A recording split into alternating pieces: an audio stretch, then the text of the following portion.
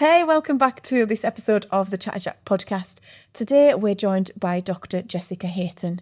So stay tuned to hear what it's like to study a PhD, what it's like to be involved in shaping policies with government, and how you can study a PhD or what it's really like.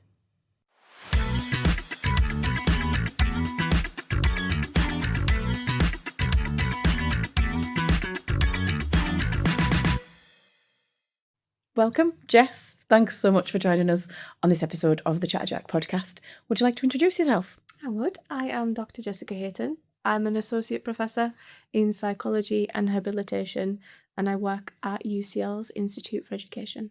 Fantastic. Thanks so much for joining us this morning. We have a lot of ground to cover. We do. And a lot of questions that we've got to get into. So we're going to start right back at the start, actually. If you don't, well, no, do you know what? Tell us about your day job. What do you do? What does an assistant professor do? Associate professor. Associate professor, sorry. I got a promotion. So my day job is varied, so no 2 days are the same. And basically there are three core elements to what I do. Okay. So I teach, I research, and I do enterprise. Cool. And so as a psychologist, I'm teaching from bachelor students all the way through to doctoral students. Okay. And I can teach anything from ethics and why what we do needs to be ethical, all the way through to my specialism, which is vision impairment in children and young people. So how to support that and the anatomy and physiology of the eye. For research, I do many things. So I've researched sleep in children with vision impairment. I've done a bit of research with the English National Ballet and Samsung about how to make spaces accessible, and that bridges into the enterprise side of things as well. Yeah. So I can translate what I do at university, in academia, through to the real world, which is my passion. Yeah. Making what I do apply to the everyday lives of people, and hopefully to reduce some inequalities where possible, and just give everybody the best opportunity in any space that they engage in. I love that. Is that all right? That was a very good summary. Thank you. And has that always been your passion? Or where did that come from? So when I first went to university in 2008, I studied psychology and philosophy, and the decisions that I made in my undergrad were more psychology based. All right, okay. So my dissertation in my third year was about how the media affects women's self-esteem. So at that time, we were just coming out of the heroin chic phase, which we seem to be getting back into. Mm-hmm. Coming out of the heroin chic into the body positivity. Dove launched the campaign Everybody Matters. I don't know if you remember that. Yeah. So that was kind of the background to that project. And I knew I wanted to be accredited by the British Psychological Society. I knew I wanted to be a psychologist. I thought I wanted to be a therapist. Okay. Yeah, so we can circle back to that if you like. But in order to get my accreditation with that society, I needed to do a master's. Got you. So I applied and got a place on my MSc in Psychology of Education at the Institute of Education at the time, and they didn't offer anything to do with self-esteem, body image, what could be translated into eating disorders, that kind of thing. And basically it was a handbook with all of the dissertation subjects for the masters, and there was nothing there for me, so I picked two that I thought I might be good at. Okay. One was play therapy in the early years, so how to support children. Yeah. And the second one was independent living skills in visually impaired children. So I wrote 2 emails, one to each supervisor, and the supervisor that emailed me back first was the topic that I chose, which was vision impairment and independent living skills. Yeah. And that's how I got into this. So the developmental psychology aspect of it. So I was lucky enough to be funded by a charity for my master's, and they also supported me for my doctorate. Amazing. And now I work in that field. So a bit of chance, a lot of working hard, but I never thought I would end up where I've ended up but I don't regret anything. That's so cool. That's so Yeah. cool. Lovely story, and I love it. But I want to start at school. School? Yeah. Which one? Secondary. We'll probably cover secondary. Yeah. How do we go from being in secondary school to being an associate professor? What did we study? What were our favourite subjects? What was Jess like at school? I know the answer to this already. I think we'll keep some things between us. What was Jess like at school? She was studious. Do you know what, actually? Do you remember the National Record of Achievement? The burgundy folder? Yes. I found that the other day because I moved house and my dad brought it down and I was looking through it, and the certificates or the report cards and everything, I always got things for like being conscientious or problem solving or kind to others. Yeah. And I think there was a certificate for geography as well. So I think I was a bit of a mixed bag. I loved performing arts, as that's maybe a story we won't get into today. But I can't remember what my GCSEs were, but at A level I did psychology, RE, performing arts, English literature, and there was another one. I can't remember what the other one was. I did 5 in the end. I did the performing arts in the AS and the A level in 1 year. That's intense. Well, you were there. It was. I was there. It was fun. It wasn't. Because it was enjoyable and because I was doing a lot of that anyway. Mm-hmm. It didn't really feel like another kind of qualification. Yeah. But interestingly, psychology was my worst subject, and I got the worst grade for my A levels in that. So that's interesting. To then have that, go to university, and then become an associate professor at, I think it's 12 years in a row now, with the best university for education in the world. So it's obviously working hard, it's studying hard and all of that, but it kind of showed me that the score or the grade that you get earlier on in life doesn't necessarily dictate what's going to happen later on. So it's how you apply yourself, how you research and learn, and being open to that. So that's so interesting, and I absolutely, a lot of people have been on the pod and said similar things, that actually that journey from, there's so much pressure at GCSE and at A level to get those grades, but that doesn't write the whole story. It's a chapter, it's a moment in time. I can honestly say no one's ever asked for my degree certificates ever. I've had to give mine because obviously of what I do. But I did an apprenticeship through work. I did a level 7 apprenticeship in leadership and management. And I had to give my GCSE certificate. So this is where this National Record of Achievement really came in handy, that my dad brought down, because all my certificates are in there. But it's not often I'm asked for my degree certificates, but the GCSEs do matter for that kind of education. But fascinating. So we went to London. We did go to London at 18. We did.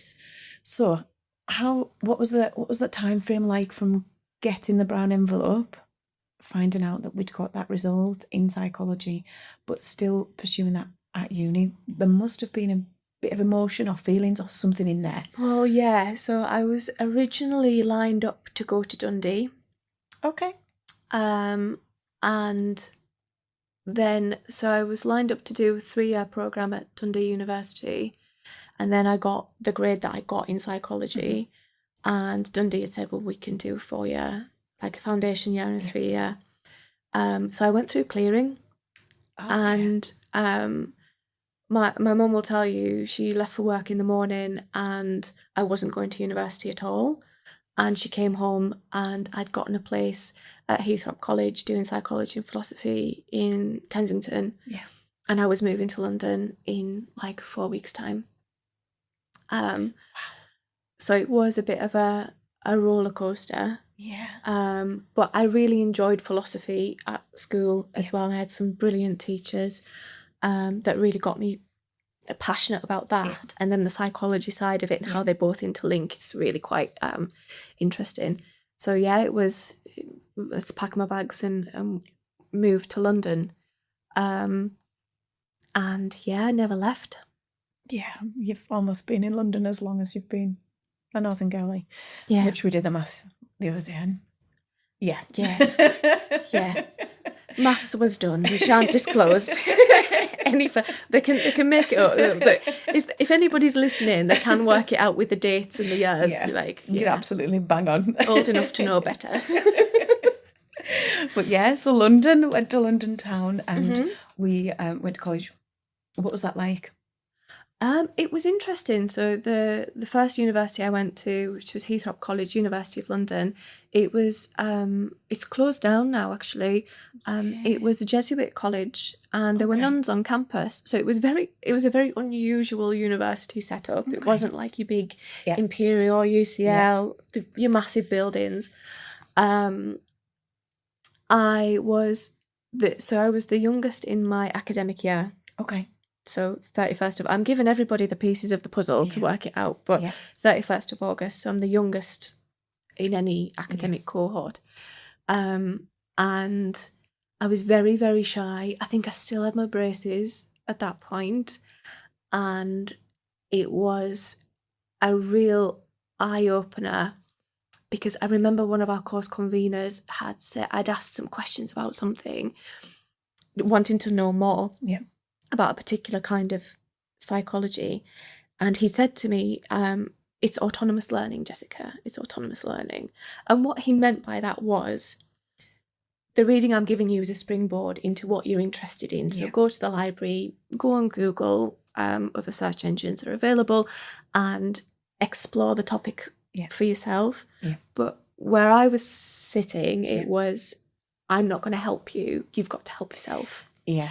And I think that is definitely an important part of growing up, learning what to do, what's autonomous, and where you need to ask for help. But I would say my undergrad was quite a strange experience. It was more lonely. And then when I went to do my master's at the Institute of Education, which has since merged with UCL, I got a job as a barmaid in the bar there, and that set me up for everything. So my undergrad was the foundation of what needed to happen for the masters and the doctorate. But I feel like I really came into myself and grew up in that master's year. So that would be the 4th year of being in London. Because I was mixing with students, I was mixing with staff, I was mixing with all of these different people from our institution and from others. And I mean, I don't know. It's a very social space to be, isn't it? It is. And you get all the crack. Our team. Always, And now I'm in meetings with senior members of staff and whatever, and I remember them their order. And that's funny. You can see, like, I'll sit down in a big meeting and somebody will look at me and they're like trying to work out who I am, and I'm like, you were Grolsch and you put a pint of Grolsch and you played darts at lunchtime. And you can see their faces fall and then recognise, and then like, what are you doing here? And it's just that kind of the circle of it all. It's really nice. But yeah, Mum, I would say the masters was the main point for me. I love it. And you decided in that time that you definitely wanted to go and do the doctorate, or was it something that came later? How did that come about?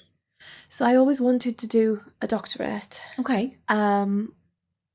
Because I wanted to be a therapist. Okay. Yeah. And I wanted to do. And was that because that was what you thought was the next step? Was that all that was talked about, or was that a real thing that you wanted to do? The doctorate that I did, the therapy. Yeah.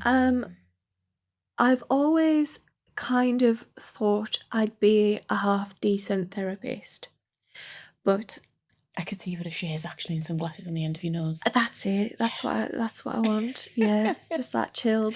Yeah. Maybe not Freudian. We move away from his psychology, his place. But I thought I'd be a half decent therapist. But if we think of the timeline, I went to university at 18, I did my 3 years, then I did my master's, so I was 21, and then to go into therapy, I was thinking, what kind of adult who is 40, 50, 60 is going to come to me and respect me with no life experience? Okay. So that's a lot of self-awareness. I'd like to think so. And, you know, there's only so many life experiences I'd had at that point. So when I finished my master's, I was actually looking at the doctorate in educational psychology. Okay. So to go into schools and work with active caseloads and support children that way, because my master's was in education psychology anyway. So instead of the direct counselling therapy route, it would be more of a supportive, practical kind of doctorate to help children. But as it turned out, the master's the dissertation that I did, which was the independent skills in vision impairment, that had a bit more legs in it. So, like I say, I got funded for that, and that's how we ended up there. But now I'm a bit older, many more life experiences. There's still kind of that pull to counselling. It would mean retraining, doing another doctorate.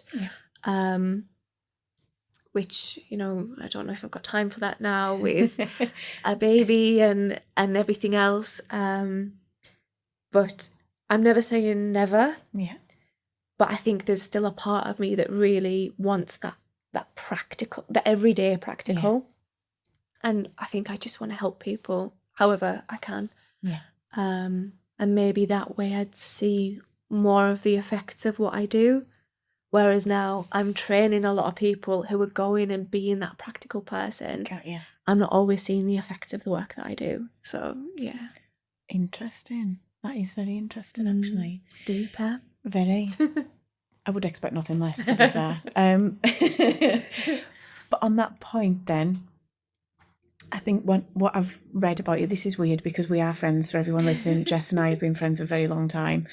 But it's really fun and interesting to research your friends and have them talk about their career, because we meet for coffee, we go out for drinks, but we never really get to this level. So I think what I read and what I felt was the sentiment of what came through was always that thing of feeling the need or want and the desire to help and to make people's lives better.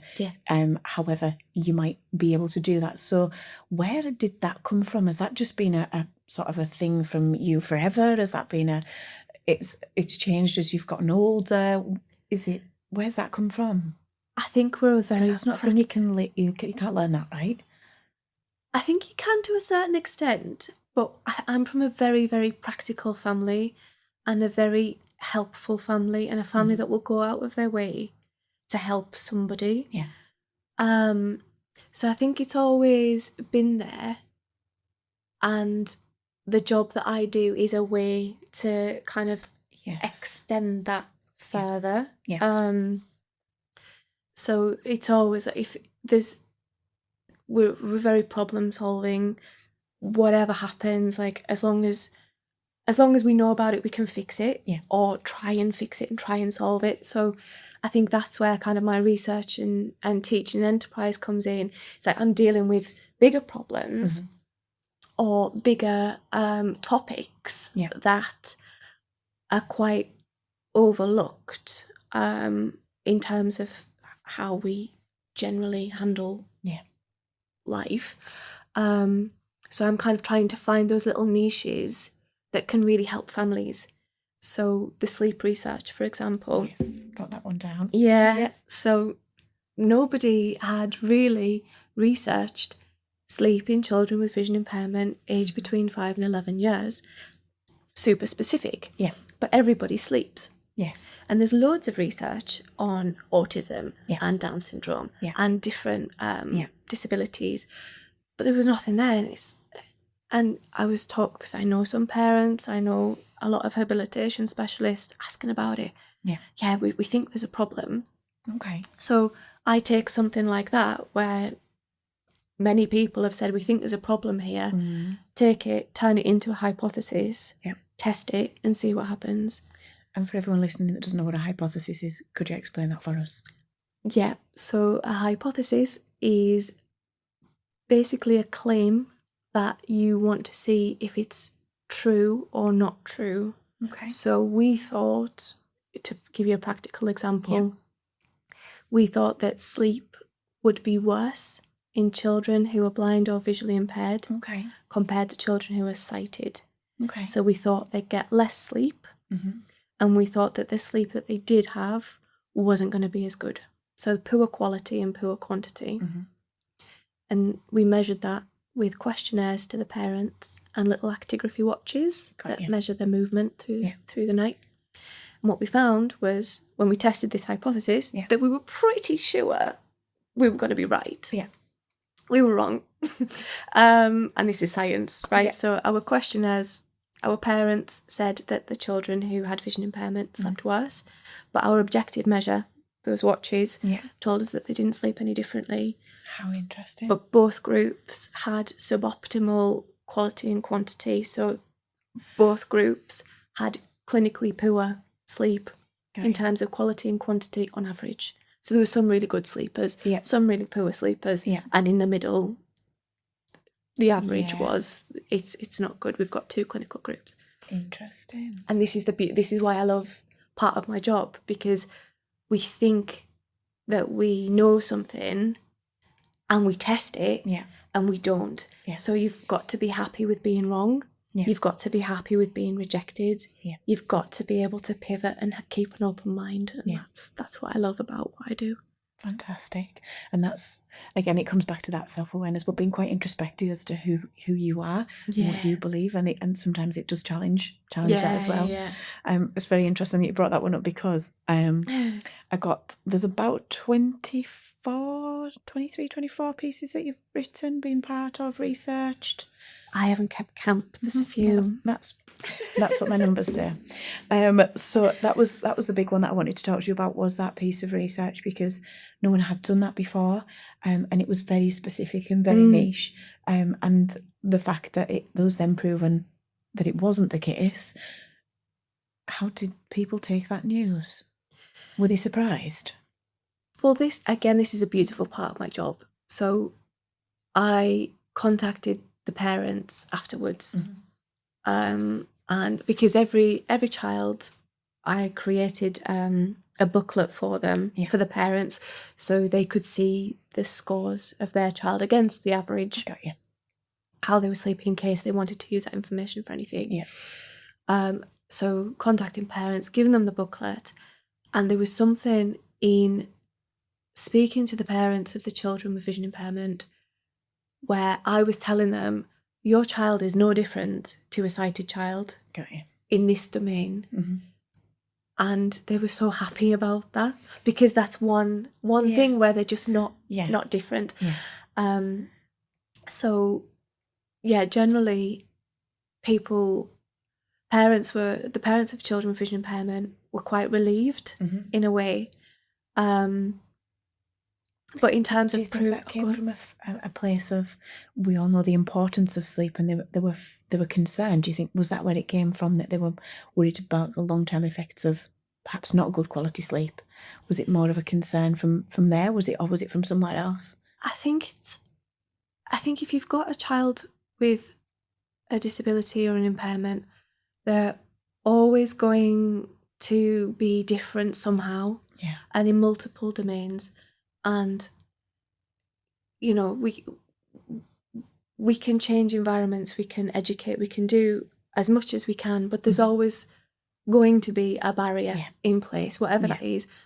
So I actually think this was a breath of fresh air for the parents, in that their child was no different to any other child on this. They're different in so many other ways, but this is something that they're the same on.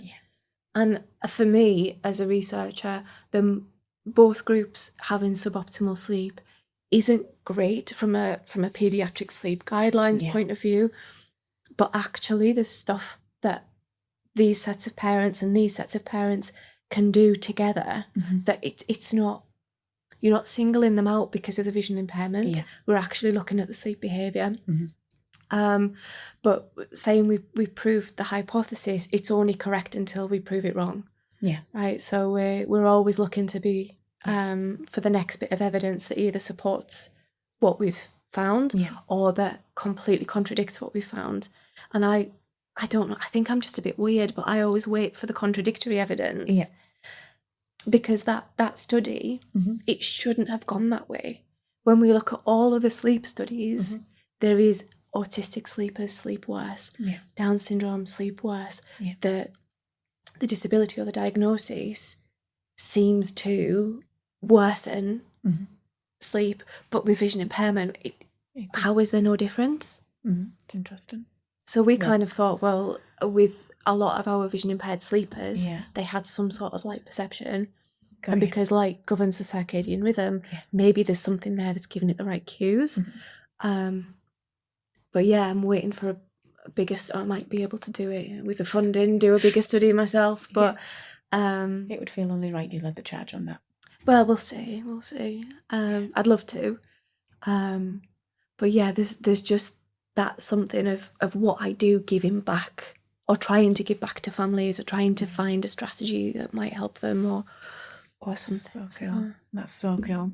Well, I'm going to take you back a little bit. So we 2017, right? Program lead. Yeah. So we went on a tangent there. We did. That's fine. I do. I like it. So we studied our doctorate. We did. We finished our doctorate. Mm-hmm. Tell us a bit about that time. How long was it? What did we do?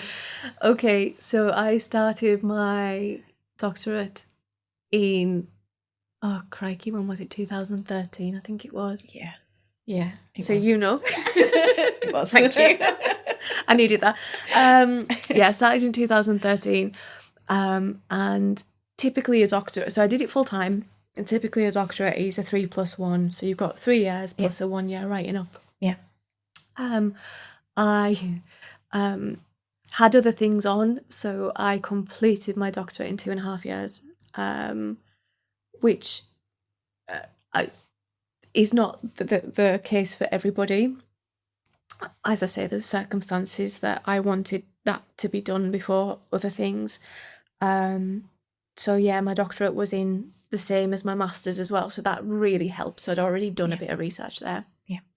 And then I've completed the doctorate, and one of my supervisors quite unfortunately had to take medical retirement. Okay.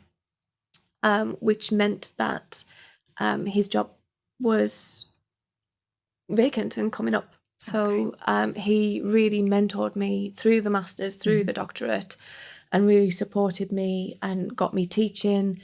I mean, I was 25 and lecturing at UCL. I mean, that's a big deal, right? And he kind of supported me in a way to go for that job. So yeah, in 2017, I was appointed program leader of the graduate diploma in habilitation, and essentially training adults how to work with children and people with vision impairment. And I've been doing that, 9 years. Time flies, doesn't it? Yes, everyone can do the maths now. There we go. Yeah. But yeah, it was really interesting. So when you're in your doctorate, again, for those of us that haven't been in that world, what does that look like? What does it mean? You said it was full-time. Tell us a bit more about that. Yeah, so it's a PhD, not a practical doctorate. So I had mentioned earlier about the doctorate in educational psychology. That's a professional placement. You work and you study. Yeah. The PhD that I did is a doctorate in philosophy, essentially. And you have to do some core modules. Okay. So research methods, research design, collecting and analysing data. The module names will have changed now. In fact, I know they've changed. I can't remember what they are. So you kind of have your first year where you've got that kind of training, but a lot of it is just independent study, and this is what takes the time, right? So you're supervised by 2 supervisors. Yeah. ideally in the field. They should be in the field. And you basically design a research project in a niche area. So it's got to be, I think the exam criteria are a novel and original contribution to the field. Okay. So you do a massive literature search around what you've done. You find your gap. Yeah. And your project fills that gap. Okay. And that's why it can take longer than 3 years. Yeah. So yeah, you have to write a thesis. That I think my thesis was quite long. We won't go into the length, but it's about 80,000 words. Yeah. And you have to do an upgrade, which is a first exam after around the first year of study. Got you. So everybody starts on an MPhil, a Master's in Philosophy. Yeah. You have an upgrade, and then essentially your examiners say, yes, you can progress. Perfect. For the PhD.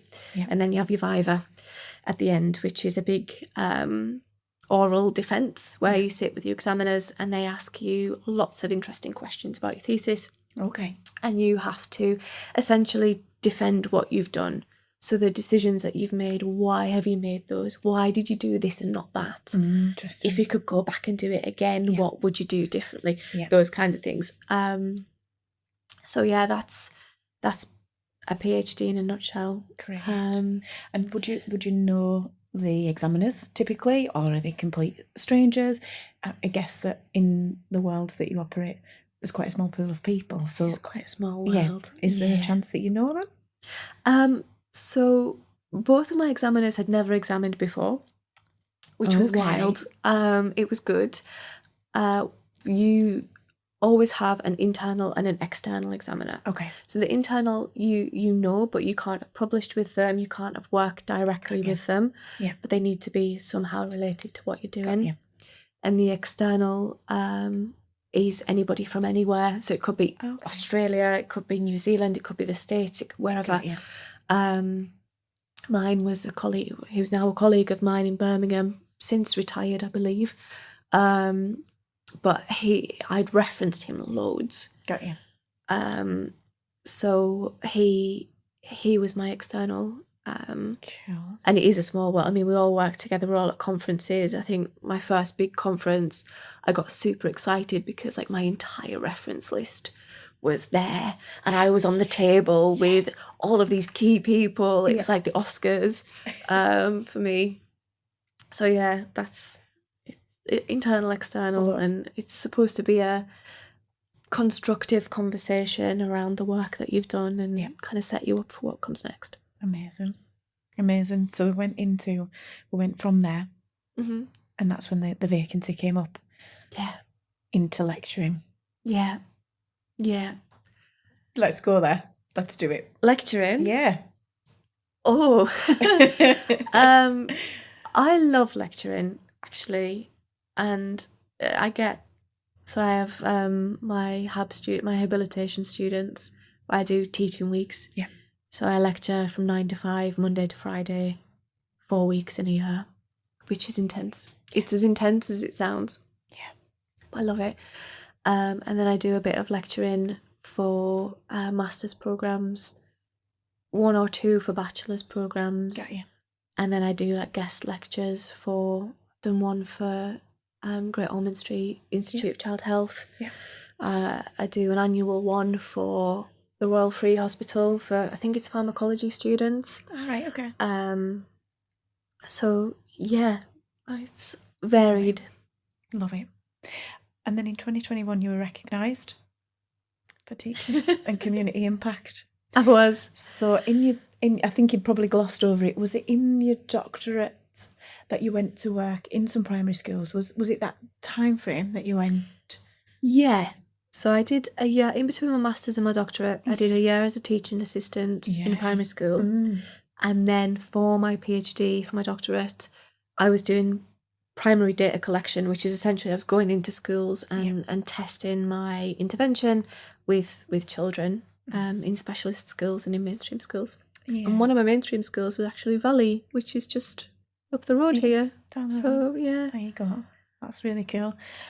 But so you were recognised for teaching and was it community impact? Was it maybe I think that's what I've community written. spirit? Yeah, I think that's what I've written down. Tell us about that. So I think that award was one of the One UCL awards, and it was mainly to do with how I had supported colleagues through COVID. So when COVID happened, everybody knows the world changed overnight. And I had decided there was a lot of turnaround. So for teaching, for example, we had to make the decision to stop to not do face-to-face teaching the Friday before teaching week. Got you.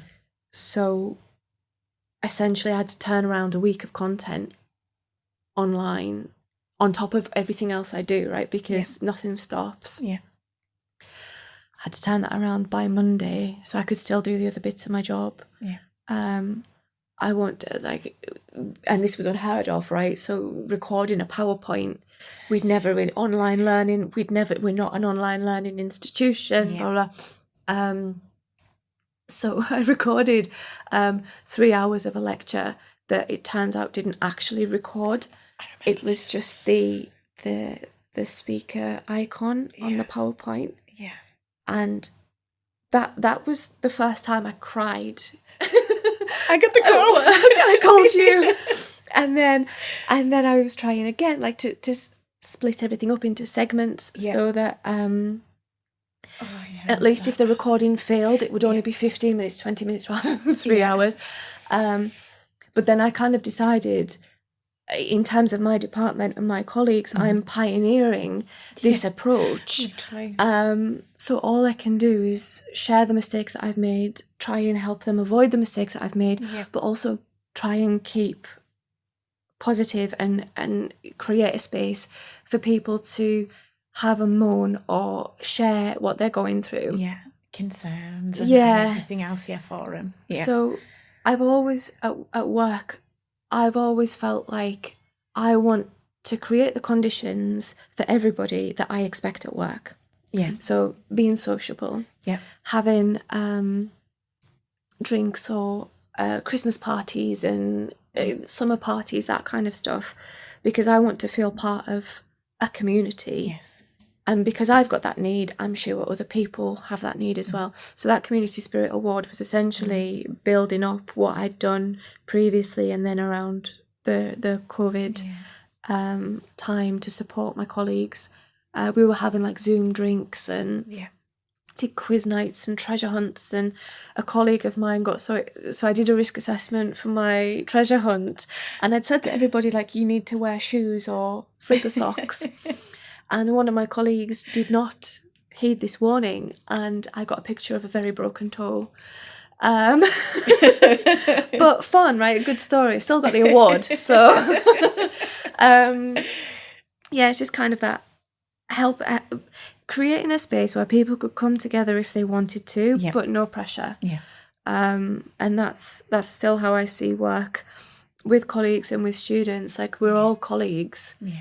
I'm there if you want anything, I'm there if you don't. I get that. Yeah. Hey guys, it's me. I know you hate it when I interrupt the pod. I'm so sorry to do it again. But if you could give us a like and subscribe to the podcast, it really does help us grow it more than you'll know. Thanks so much.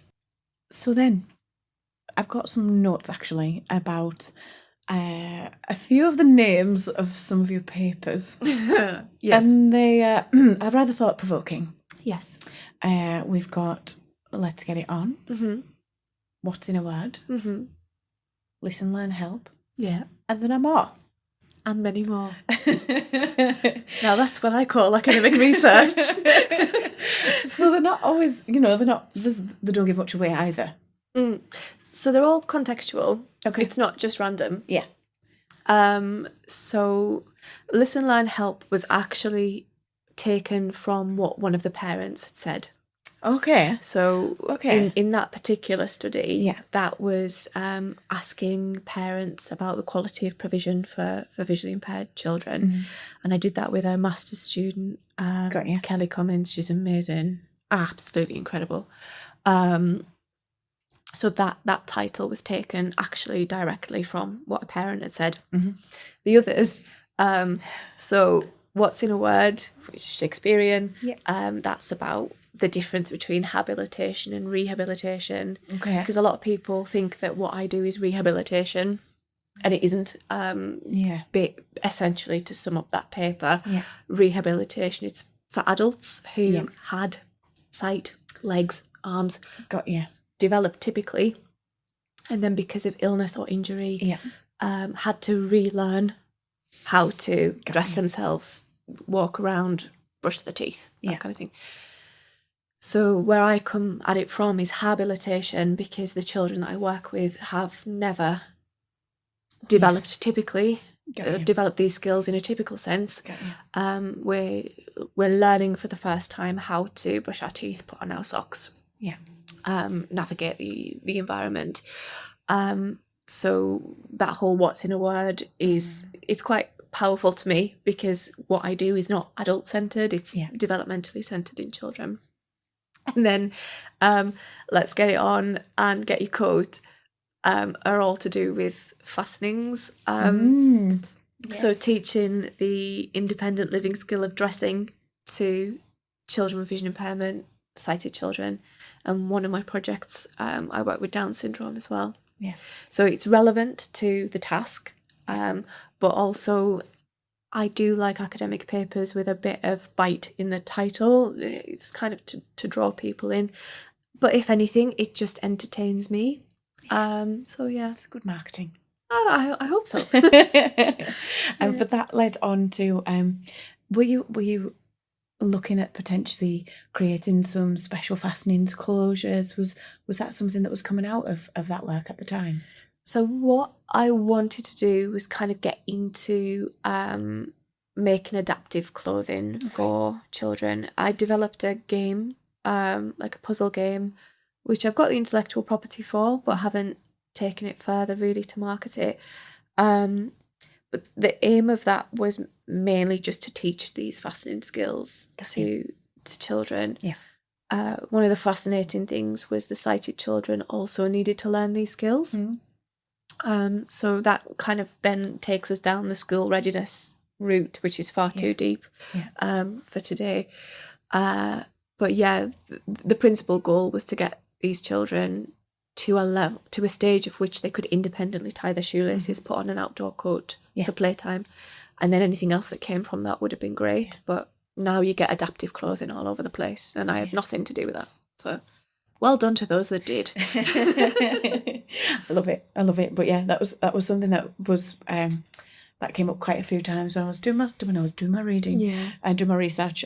So it was kind of from there. Then you went on to we got, after 2021, we got recognised for our award. Oh, brilliant. We did. And then was it 2022? We went for, I like to call you the ASPROF. No, that's not professional. I am an ASPROF. There's a bunch of us that call ourselves ASPROFs and worse. So you went for ASPROF and Enterprise Lead. Was that part and parcel, or were they two different hats, if you will? I think it was two different hats, and I think I was promoted after I was appointed Enterprise Lead, because I vaguely remember being Enterprise Lead on my 2-pager for my promotion document. So yeah, that must have been 21. I was appointed Enterprise Lead, and then I finished that because it was a 3-year job. I finished that in summer, just gone. And loved it. Absolutely loved it. Met some fantastic people, worked with some incredible people at UCL, but also externally as well. But yeah, the promotion came after that. Cool. So Enterprise Lead, that was sort of bridging the gap between research and academia and real life practicable projects, things in the real world. Not that is not the real world, but you know, I know exactly you know where I'm coming from on that one. Thank you for saving my bacon there. So on that topic, we had a guy, Colin was on the pod a couple of weeks back, and Colin's work has been all around enterprise and communities and the belief system that needs to be in place for entrepreneurs to thrive and really that kind of stuff. And he said still to this day he feels that there's still a bridge to cross between research, academia and let's call it industry and enterprise, if you will. Yeah.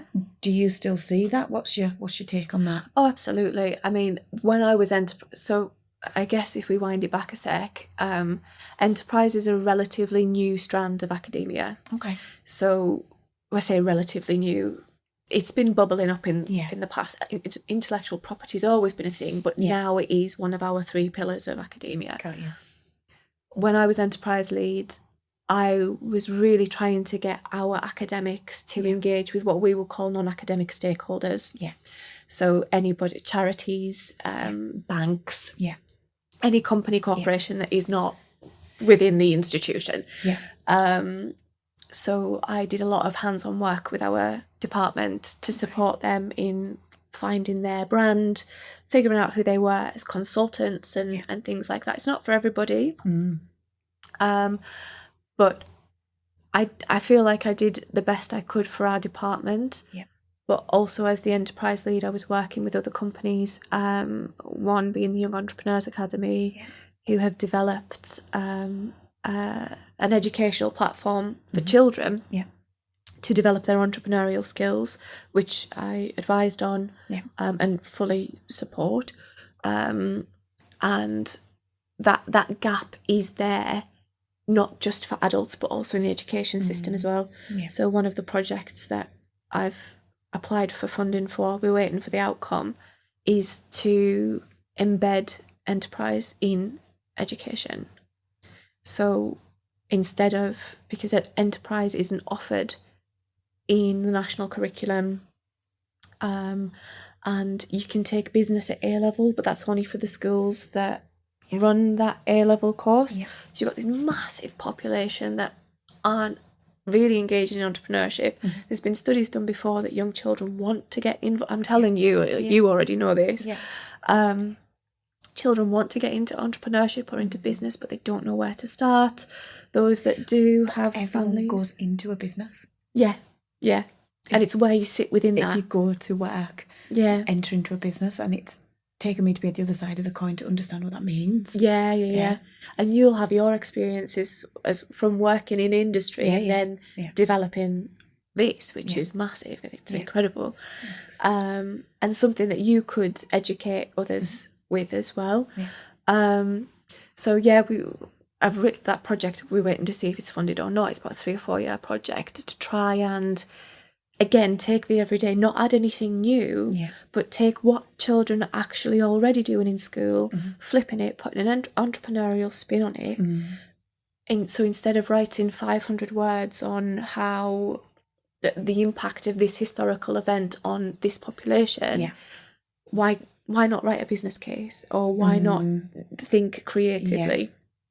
I think there is a massive space for adults and for children, but I think we are currently, and I might be a bit controversial here, but I think in the current climate we're doing the youth a disservice by not educating them in these skills, because it's not just setting up a business.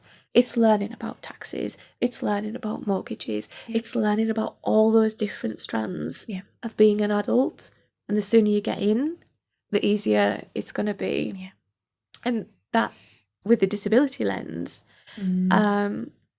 friends of mine who have vision impairment or other disabilities are far more well-versed on budgeting and finances and taxes and all of these different dimensions, because they have to learn it as part of some of the entitlements that they get. So for me, that's a beautiful way of how that there can be a shift where a part of education is there for some and not others. Yeah, I didn't appreciate that, but it's interesting to get your take, because you're on the other side of the fence. You're on the inside, if you will. So it is interesting to get that perspective, and I think we still have, from my personal opinion, we've still got steps to go where there's brilliant pieces of research, and the brightest, best brains in the country have the most capability, and then what do we do with it? Where does it go? How do we get that out into industry? We're a long way from London here in Whitehaven. Yeah. But there are things that happen that could influence change here, and how do we do that? And that whole thing's really interesting. So I hope you get your funding. Me too. But we will or we won't. We'll see what happens. But there is so much, and it's not just London universities. There's lots of universities that are now picking up on enterprise. But for me as well, that whole phrase of necessity is the mother of invention. So you don't have to go to university to be an entrepreneur. You don't have to be highly educated.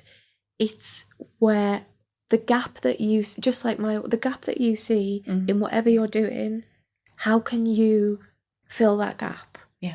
And who are you in that gap, and how can that be facilitated? You don't need a university education to fill a gap. And that's why I think it's so important that entrepreneurship or enterprise is taught early on, because then you've got the freedom to explore. You've got creativity embedded. You've got we all need to problem solve. Yeah, absolutely. You don't go to university to learn how to problem solve. My students learn how to problem solve. That I don't doubt. But yeah, it's for everyone. So it shouldn't just be an add-on, or it shouldn't be an option when you get to 17 or whatever. It should be there. But yeah, I'll put my Miss World crown down.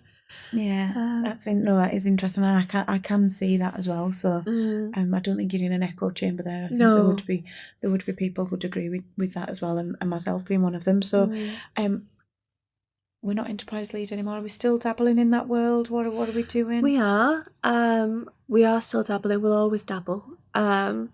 So now I still support our new enterprise lead.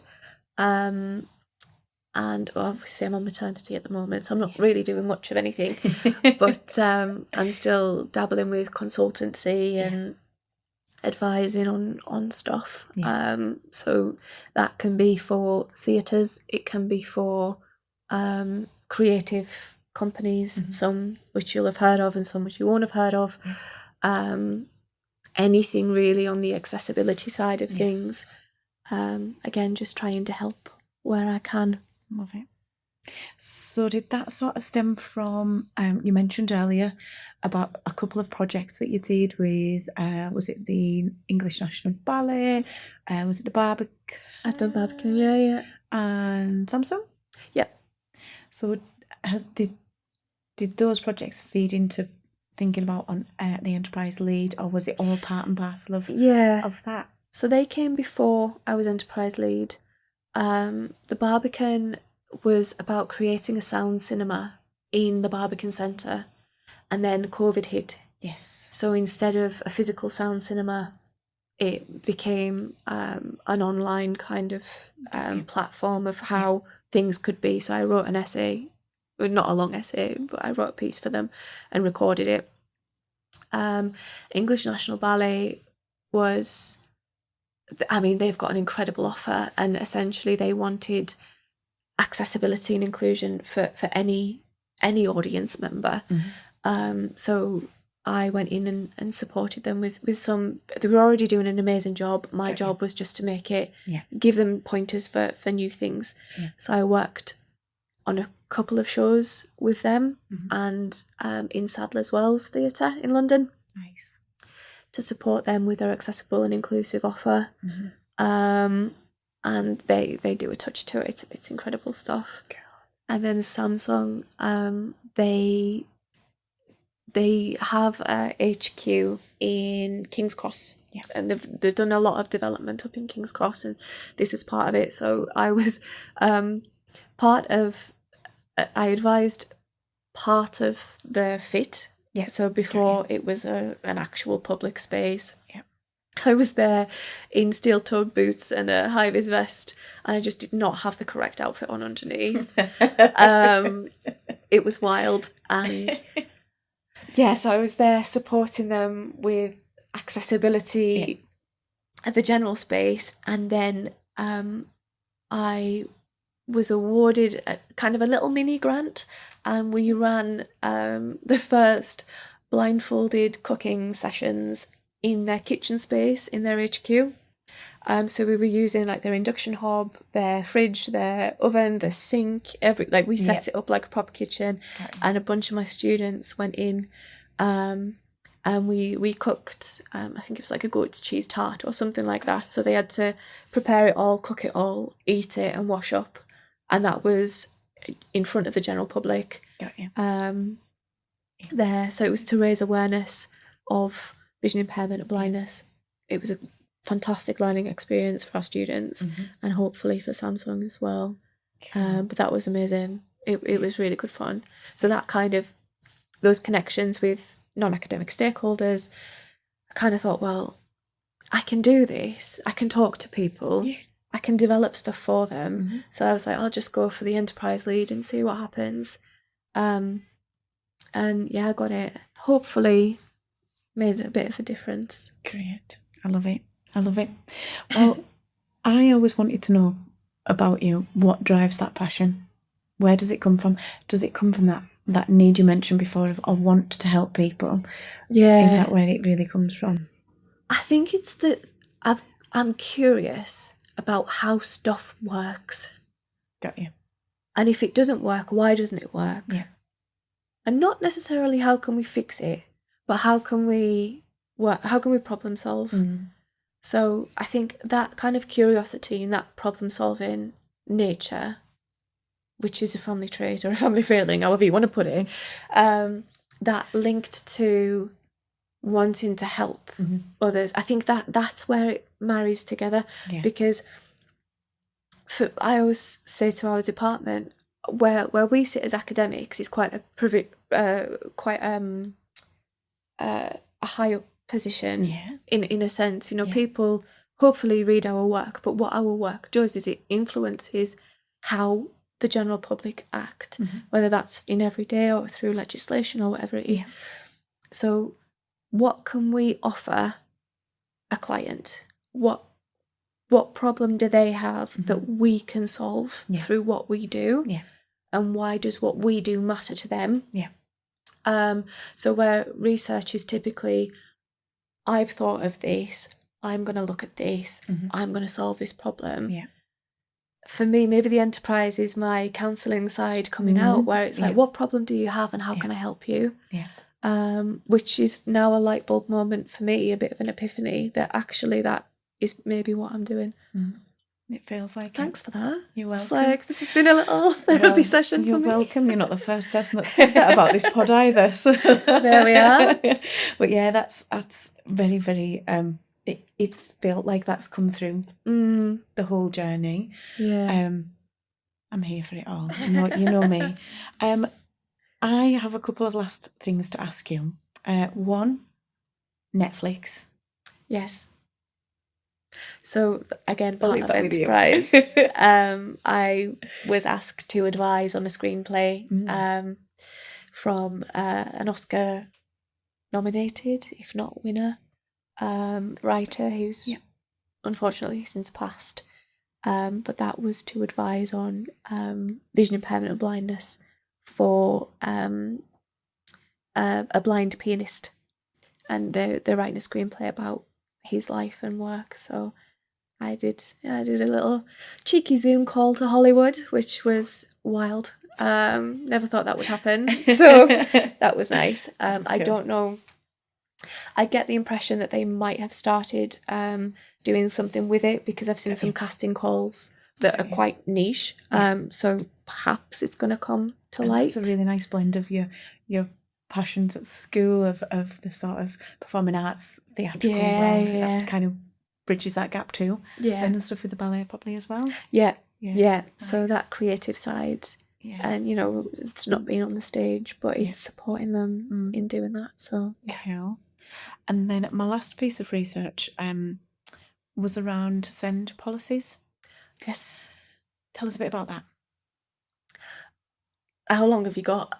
We've got ages. It's a podcast. Yeah, exactly. We've got ages. Yeah. Your listeners might have switched off by now. So we did a rapid review for the government last year. This last year was a massive team of us, all with different subject specialisms.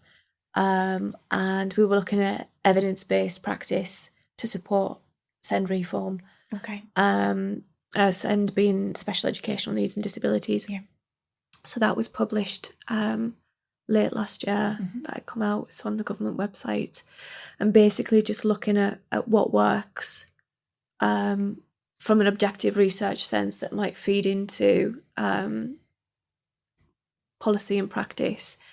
But we've recently just had the government publication, the white paper, which is yet to be fully digested. But there will be, I will say, watch this space in terms of what comes out of that, because there are things that it's going to impact a lot and in different ways. And I'll be perfectly honest with you, I haven't read the white paper end to end yet. But it, from what I understand, it looks like mainstream is going to be a big push for some children with disabilities. That's going to lend itself to some teething problems and some bigger problems. But yeah, we tend to work on, we get government calls, so everybody will get government calls. We respond to the invitation. We got chosen for that one. We did the rapid review. We found some interesting bits of good practice, interesting areas for enhancement. Hopefully it'll feed into making a positive difference. It should do, but it takes time and collaboration, so absolutely, it's not just academics. And shifting policy takes a while to then trickle down into impact on day-to-day life. Exactly, and then by the time that's come in and people have gotten used to it, they rip it up and start again. So it's, we in academia we tend to say it takes about 10 years from the publication to actually it becoming part of what we do. So if you think 10 years ago, what was going on? And then 10 years from now, the world's going to be a different place. Completely. But hopefully more inclusive for disability. I like it. I have a couple of last questions. I know I said that before, but this one is burning a hole in my side now. We haven't touched on this with you at all, or anyone from academia, but given you're on the other side of the fence, we wrote our dissertations and our research and everything in a time when we didn't have Claude, ChatGPT, Copilot, and all the other great AI programs that are out there. Is that impacting studies, practice, research, positively, negatively? Where are you on that one? What I will say is your lecturers can tell. Because everyone's is the same. We know. We know. Personally, I think it is doing more harm than good in the sense of I see my job, I train students in ethics, in research design, in methods, in how to develop a project, run the project, understand what that project means. If you can't demonstrate that in your writing, because part of the job is to write about it, that's a challenge, and it kind of makes me feel like I'm not doing my job properly. But it's also very disappointing that you're putting so much thought, you should be putting so much thought and effort into your dissertation, and you're not. It is a bit it's a bit of a letdown. But on the flip side, I understand that English isn't everybody's first language, and translation tools and AI tools can be used as a force for good for certain things.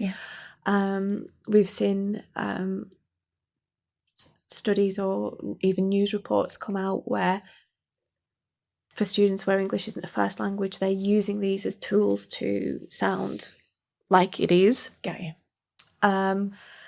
But at UCL, we're not against AI, but it's about how you use it as a tool, not as the means of doing your work. So there's a balance to be struck. But I guess for me, because I've gone through undergrad, masters and doctorate, I know how valuable it is to actually get your head down and do the work and problem solve. If you're not in it, don't do it.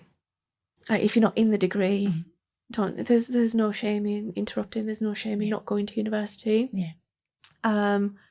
But yeah, I do find it a bit disheartening when you've supported a student for a year and then there's the submission of an AI document. You just think, oh, it's a bit Tyra Banks. Like, I was rooting for you. We were all rooting for you. Yeah. Yeah. But I think there's a place for it, but it shouldn't be used to generate your dissertation, your essay, but you can use it to support it.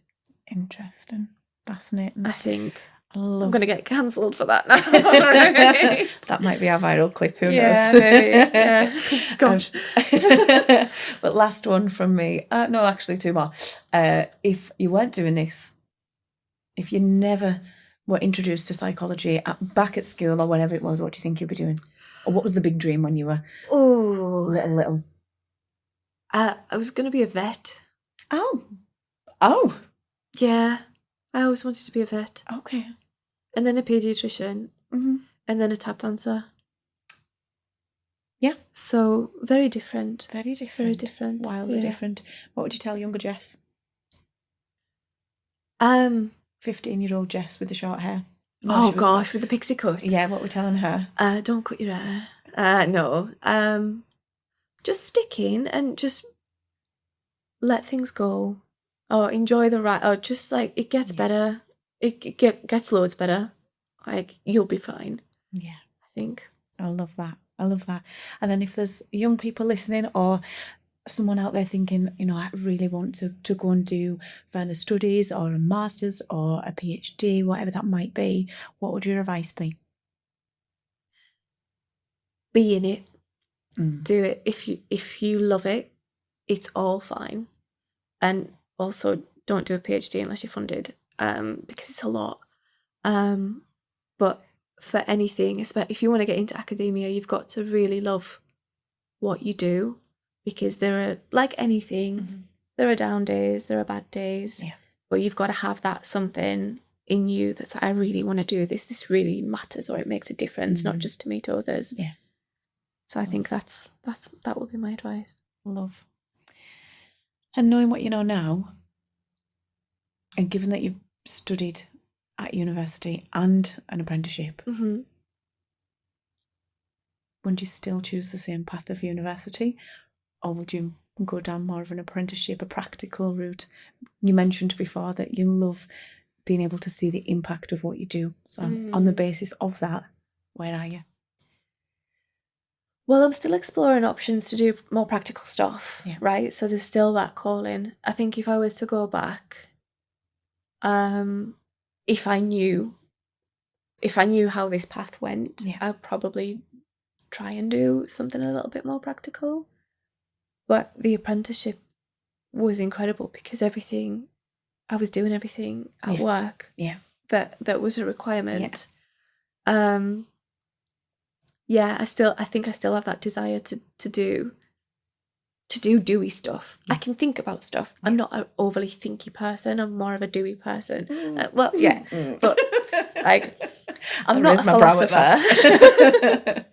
Yeah, I'm a practical psychologist. I like to think I'm an applied psychologist, a practical psychologist in a thinky role.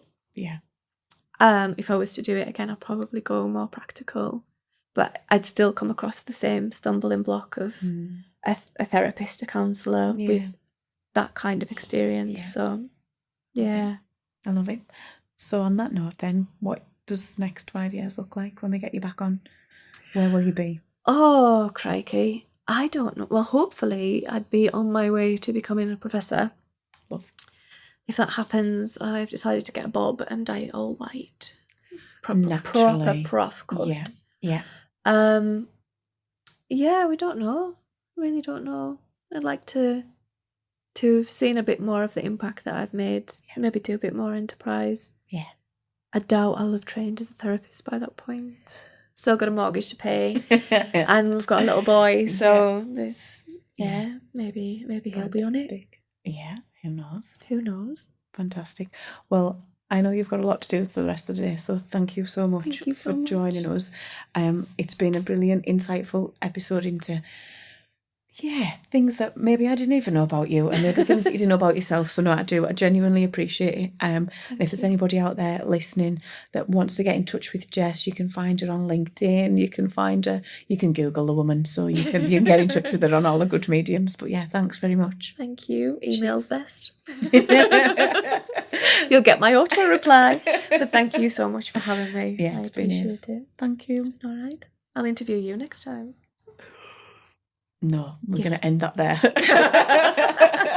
Thanks, Jess. Thank you. And that's a wrap on another great podcast. I'm sure you'll agree that conversation was just so interesting and great to hear what it's like to study a PhD from Jess. So thanks again. Thanks for staying tuned. Thanks for watching. Don't forget to give us a like and a subscribe. It will really help us grow the podcast and help us get bigger guests every time. Cheers.